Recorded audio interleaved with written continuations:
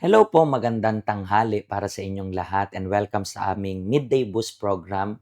Ngayon pong araw ng Thursday. And as you know, ang Thursday natin ay day para sa family. Ito ay dedicated para sa family. And I believe po kayo na sumusubaybay ng mga online meetings natin, especially yung love therapy natin online. Kayo po ay natututo sa inyong love life, sa inyong family, kasi lagi nating tandaan when it comes about family, when it comes about relationship, lagi po yan give and take. Paano ka makaka-take ng something if you are not going to give? That's the reason why hindi tayo napapagod na ibigay yung time para kausapin sila, ibigay yung time para ipag-pray sila. And speaking about prayer, kung meron po kayong prayer request, later on gagawa po kami ng prayer para sa inyo. So pwede nyo pong i-include sa comment section yung gusto ninyong ipag-pray. Siguro po ang gusto ninyong i-target na prayer is para sa family. Though Thursday naman ngayon, so let's pray na rin para sa family nyo. Let's make it difference na ang isusulat nyo po na prayer request is all about family or names na lang ng family ninyo para ma-include namin sila sa prayer maya-maya. Importante kasi yung pamilya na alam natin na yung Diyos mismo yung nag-establish ng pamilya and lahat ng hindi na-maintain or napapabayaan kapag hindi na-maintenance, kung hindi naluluma, yun ay nasisira. Kasi sa pamilya dun natin kayang ma-relate yung relationship sa Diyos. Kaya bakit mahalaga na okay ka sa pamilya mo, Mhm, kasi dun mo mare-reflect na, kung paano ko mag-react, kung paano ko tratuhin yung pamilya ko. Maybe or baka mhm. unknowingly ganun ko din tratuhin yung Diyos. Mhm. So, importante yan. Yan ay pwede nating sabihin na thermometer ng relationship natin sa Panginoon. That's why mas magandang mag-invest sa love life. That's why mamaya sa gabi, ipopost natin sa private group yung online meeting ng love therapy. So, mas maganda po na maging connected kayo. And mas maganda siguro share nyo pa po sa partner ninyo para both of you natututo kayo kung paano magkaroon ng matibay na relationship. Kasi kapag gumigewang yung relasyon ng mga asawa, kapag gumigewang yung relasyon sa pamilya, gumigewang rin yung relationship pagdating sa Diyos. Kasi sa ayaw at sa gusto mo, yan ay nagiging apektado. Okay? So, ngayon po, pagpapatuloy pa rin natin yung pinag-uusapan natin sa book ng The Ministry of the Holy Spirit. And today, nasa page number 97 na tayo hanggang 99. Pag-uusapan natin yung the fears of those who don't have the Holy Spirit. Tomorrow, yung magiging topic natin is yung fears ng may Holy Spirit na. Okay?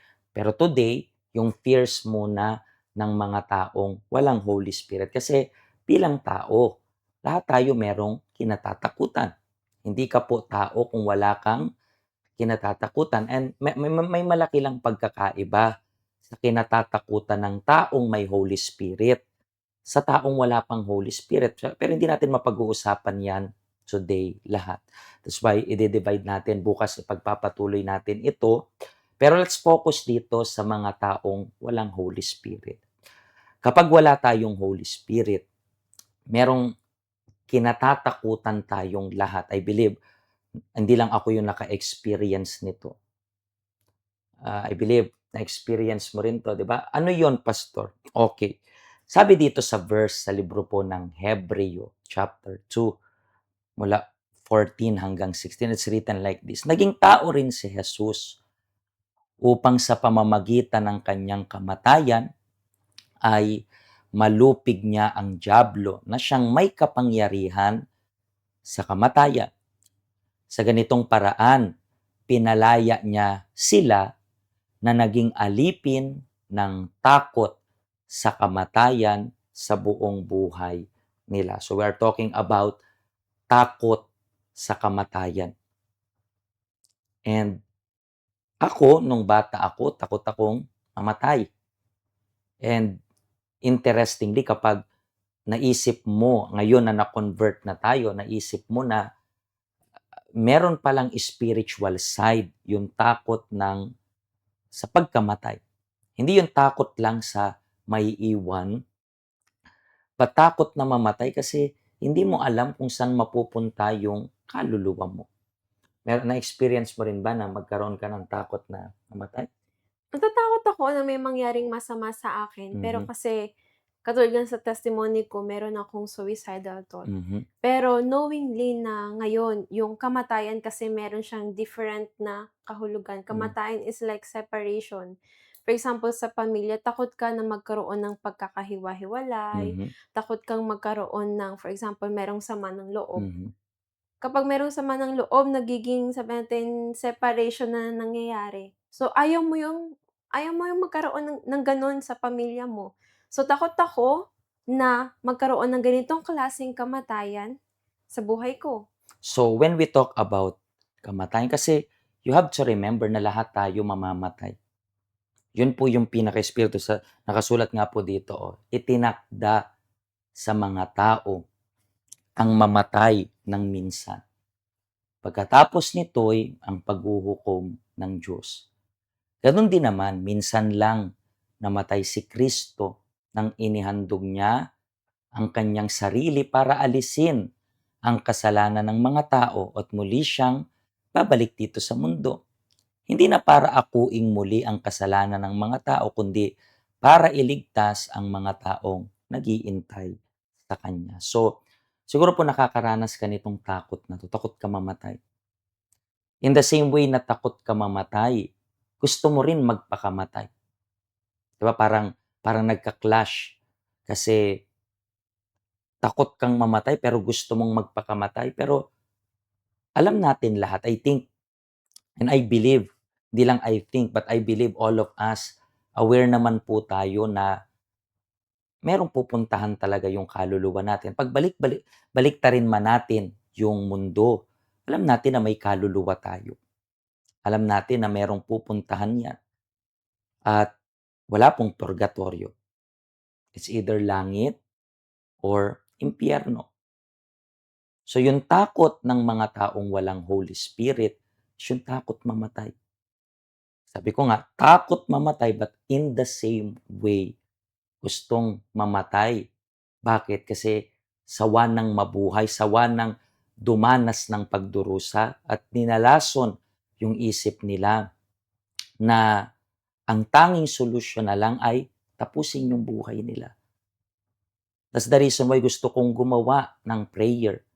Siguro po na-share nyo to sa family members ninyo at ikaw na nakikinig, first time mo kaming nakikinig, and meron ka nitong malaking question mark. Anong mangyayari sa kaluluwa ko sa oras na mamatay ako? Kasi magandang question to para sa inyo kasi siguro nanonood ka, meron kang idea about sa Diyos. Pero meron ka nitong pangamba, anong mangyayari sa kaluluwa ko sa oras na mamatay ako? Kasi yung maraming pinaghahandaan yung tao, pinaghahandaan nila yung future ng anak nila, future ng magiging career, ng ganito, ganyan. Pero yung pinaka importante na paghandaan din is yung kamatay, hindi Hmm, dahil sa gusto mo ng mamatay, excited kang mamatay, hindi. Pero dahil conscious ka lang na kapag namatay ka na, meron kang pupuntahan and eternally yun, mhm, panghabang buhay na yun. So, dito sa mundo nararanasan natin minsan yung pagdurusa, pero kung pipiliin mo yung mga maling bagay, eternally merong pagdurusa, 'di ba? So, kaya kaya kailangan siyang paghandaan. mhm. Paghandaan in a way, naiingatan mo yung kaligtasan mo. That's the reason why sana maging alert ito para sa inyo. Hindi para takutin kayo, kundi naalala ko na naalala niyo po yung time ng pandemic na ang daming namamatay, ang dami pong na-depress that time. Bakit? Takot mamatay. Takot kasi alam nila deep inside, alam niyo po na nasa Philippines ako that time nung kasagsagan ng pandemic, and then maraming na-convert actually through online natin kasi sarado yung church. Through online maraming na-convert at maybe nga ikaw. Sino po dito, puwede niyo ring i-comment dito sa comment section na na-convert ka nung time ng pandemic kasi natatakot ka sa nangyayari sa mundo. Natatakot ka na yung marami mong kakilala nagsisimatayan na. So, pero do'n naman talaga yung destinasyon natin. Minsan lang daw tayo mamatay, ibig sabihin isang beses lang. At kapag namatay ka, hindi ka doon mamimili sa kamatayan kung saan ka mapupunta. Kasi dito, habang nasa mundo ka, dito ka mamimili kung saan ka pupunta. Okay? So please, ihanda niyo po yung sarili ninyo. This is the moment of prayer. Panginoong Diyos, aming Ama, pumapasok kami ngayon sa presensya mo. Ngayon meron kaming pagkakataon na mag-reflect kung ano ba yung mga bagay na nasasayang namin. Kasi balang araw darating yung time kung saan yung buhay namin magwawakas. Di namin alam kung kailan yun. Pero Panginoong Diyos, huwag mong hayaan na sayangin namin yung bawat araw, bawat minuto na lumilipas. Hindi lang sa amin, my God, pero sa pamilya namin. Kasi di namin alam din kung kailan yung katapusan nila. So kung sasayangin namin yung oras, magtatanim sila ng sama ng loob, hindi nila iintindihin yung isa't isa, nasasayang yung oras, nasasayang, may Father, yung moment na dapat sana magbibuild sila ng happy memories. Pero may God, dahil may Father sa feelings nila na hindi maganda, puno ng galit, may Father, tulungan mo sila para magkaroon ng lakas na i-overcome ito at maging practical, ano ba talaga yung pinaka-importante sa lahat. Panginoong Diyos, I pray para sa tubig rin na hawak-hawak niya. Hindi ko alam kung ano yung situation ng family niya, ng health niya, ng finances niya. Pero bigyan mo siya ng lakas. Lakas para hindi siya ma-distract ng problema niya, tapos makalimutan niya yung kaluluwa niya. So bigyan mo siya ng lakas na maging matagumpay sa pangalan ni Kristo Jesus. Bless na po yung tubig ninyo. Pwede niyong inumin. At lahat ng names sa comment section dito ng family members ninyo ay blessed na rin. Sa pangalan ng Ama, Anak, at ng Espiritu Santo. Amen. Amen? So mga kaibigan, remember, itinakda sa mga tao ang mamatay ng minsan. So isang beses lang tayong mamamatay at walang exemption dyan. Nakatakda ka, nakatakda ako, walang urungan dyan. Bawat araw na lumilipas is araw na nababawas sa buhay natin. Ihanda mo po yung sarili mo. Tomorrow, pag-uusapan naman natin yung takot ng may mga Holy Spirit. Na may takot rin sila. Ano yon? Bukas madidiscover ninyo. Bless natin yung tubig ninyo today, pero this coming weekend, magdala pa rin po kayo ng baso or bote ng tubig. Kung meron kayong tumbler, pwede rin po kayo magdala.